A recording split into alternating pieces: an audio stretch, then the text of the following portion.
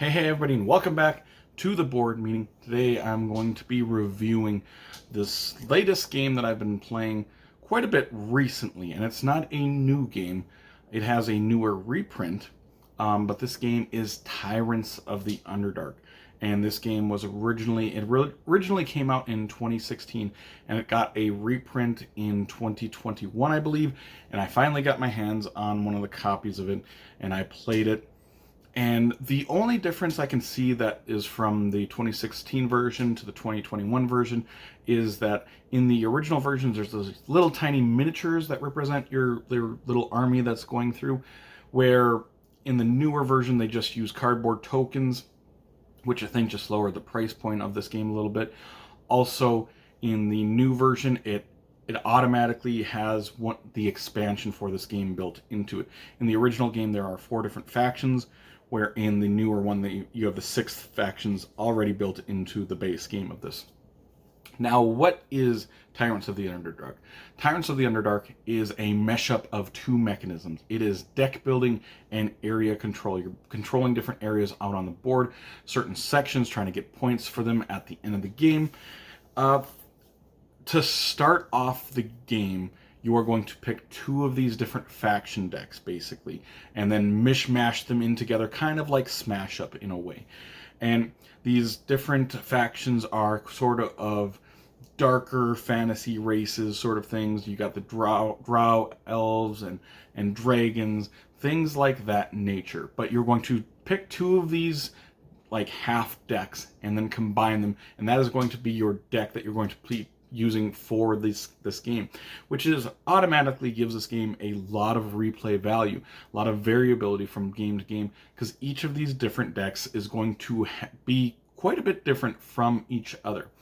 Now, in this game, a very brief overview of what is happening in this game. Like I said, it's a deck building game, and you have 2 resources in this game that you're going to be getting, and there is basically buying power, which is going to let you buy different cards from the market, put them into your deck to make it a bigger, better deck, bigger, stronger ability, more fantastical things are going to be happening because of that deck. And then there's going to be the area control that's out on the board. You're going to have different of your cardboard tokens out, and you're trying to spread out on this map, this board, and gain control of several different areas. And those areas are going to score you points at the end of the game. And you can't just be jumping from one side of the board to the other unless you have these spy tokens, which I won't get into that. But spy tokens you can send into different areas across the board, and then you can start placing out your tokens over there. But you're going to have to spread out where you are, basically, and move along the board, trying to control your areas. You're going to be taking out enemy tokens, whether they're different players or whether they're these like white tokens that are automatically put out on the board at the start of the game. Every time you take out these tokens, they go into your sort of victory pile, and you're going to score points for them. So, like I said, there's the buying power, and then there's the power where you're going to be putting out your different troops out on the board, and that's how you're going to be moving along the board. And these troops, you can either, when you get these troop powers, basically, you can either place out a troop as that certain symbol, or else if you have 3 of them, you can take out a troop that is on the board, an enemy troop.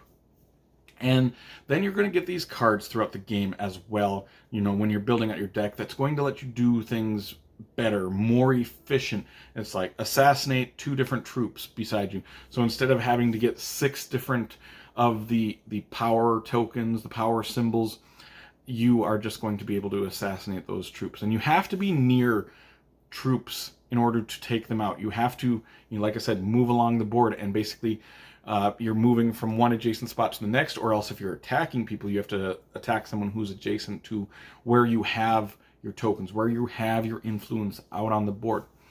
Now, your cards throughout the game, they are going to be worth a certain amount of points. There's basically 2 different point totals on this card. There's a black box that has a point total, and beside that, there's a different point total. At the end of the game, you're going to score points for the cards that are in your hand for the black box in them.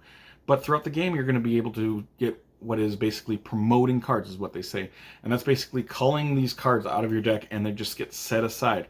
If you promote these cards, you're not going to be able to play them anymore, but they're going to get a higher point value now. And so if you promote like a really powerful card that's worth like 4 points at the end of the game, if you promote it, it might be worth 9 or 10 points at the end of the game. But you have interesting choices right there to start with, because do you want to promote your really big cards, or do you want to promote your starting hand that you want to get rid of those cards, and so that you can constantly get the bigger, more powerful cards right away? And those starting cards are only worth 0 if they are in your hand at the end of the game. But if you promote them, they're going to be worth just 1.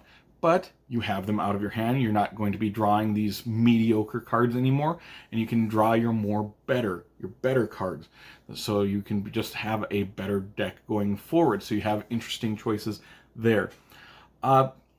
This game, I feel like the mesh up of these two mechanisms, I don't think one mechanism is more important than the other, where I think the deck building is just as important as controlling different areas on the board. And I think deck building for myself, it's one of these mechanisms that needs another mechanism for it to really stand out to me. These just basic deck building games that are just purely cards and don't have some kind of board, don't have something else going along with it. A lot of them, I think they are good, but they don't stand out. I feel like those games, 90% of those ones feel like the same game, just with a different theme slapped on it. An example is I just played the DC comic deck building game. I feel like you could have slapped any theme on that, and it's a game that I've played 100 different times, it feels like to me, because all these deck building games, a lot of them, if they're just purely cards, just don't stand out as much as the other games that do a mesh up of different mechanisms. I mean, your other games that do something similar is, the Dune Imperium, the Lost Ruins of Arnak, that have the deck building along with worker placement, along with maybe area control for Dune Imperium. This game immediately goes up there for myself. It belongs in that class with them. And where Dune Imperium, I don't feel like you're building that much of a deck throughout the game. This game, you're buying lots and lots of cards. I mean, you're usually buying at least 1 card every turn, if not 2 each turn. So by the end of the game, you have a lot of cards, and it really matters how you're building the deck throughout this game. So yeah, this one pretty much instantly jumps up into probably my top 5 favorite deck building games of all time. And I don't want to say too much because it is a new game. It's got that new shine to me. And I've only played it, I think, 4 times now. I really, really like it. It's going to get a 9 rating right now.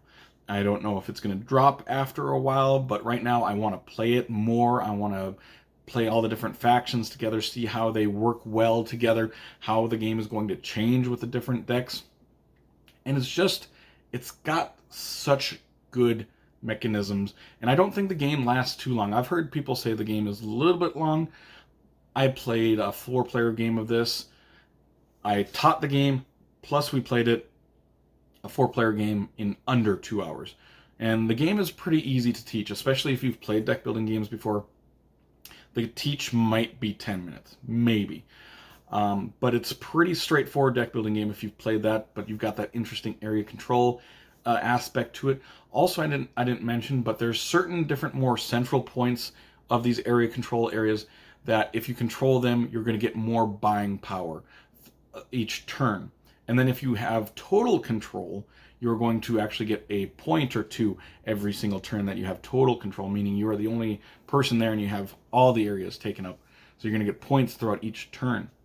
At the end of the game, you're scoring points for all the cards that are in your deck, all the cards that you've promoted, all of the areas, different areas around the board that you've controlled. You're going to get bonus points if you total control any of those areas. And yeah, it's just a really, really good game. And it's surprising to me because I haven't heard a ton about this game. I mean, this game, I wouldn't say is super old. I mean, it is an older game, 7 years, which might be ancient in board gaming terms nowadays. But not a lot of people talk about this game, and I think it's almost criminal because it's up there with the best deck building games, in my opinion. it's great. It's fantastic. It's got that nature to it, but I don't think that hurts it too much because, someone might hurt you in some way that turn, but next turn you're just going to turn around and do something like that to them possibly. And it does create this sort of like revenge sort of thing that's happened. I've noticed in a couple of my games, like someone comes over and hurts you and you're like, well, I wasn't planning on doing this to you, but since you did that to me, here, take this now. And it sort of creates that. And I enjoy that a little bit. It's a little bit goofy, a little bit silly. And the take that nature doesn't hurt too much because you're constantly doing it back and forth between players. And I want to jump back to how I said this game is sort of almost like underrated, or maybe people forget about it because it is in the top 200, at least the original print is in the top 200 board games of all time on BGG. And I'm like, for a game that I think it's actually like 120, 130, for a game that is that high, nobody talks about this anymore. All the other games that are in the top 200, I know quite a bit about, even if I haven't played them, because so many people talk about them. But this one is kind of just, it's high rated, but it just kind of feels like it's under the radar, underrepresented for what it deserves, in my opinion. But yes, I obviously really enjoy the game. 9 ratings, very high praise for this game. And if you haven't checked this game out, I definitely recommend it, especially if you like area control, especially if you like deck building games. I think it's a great blend of those two mechanisms. But that will complete this review, so make sure to comment down below your thoughts on this particular game, if you enjoy it, if you don't. Either way, if you did enjoy this video, make sure to like and subscribe to see more weekly content from me, Shane, at the board meeting and the future. Hope you all have an amazing day. Take care.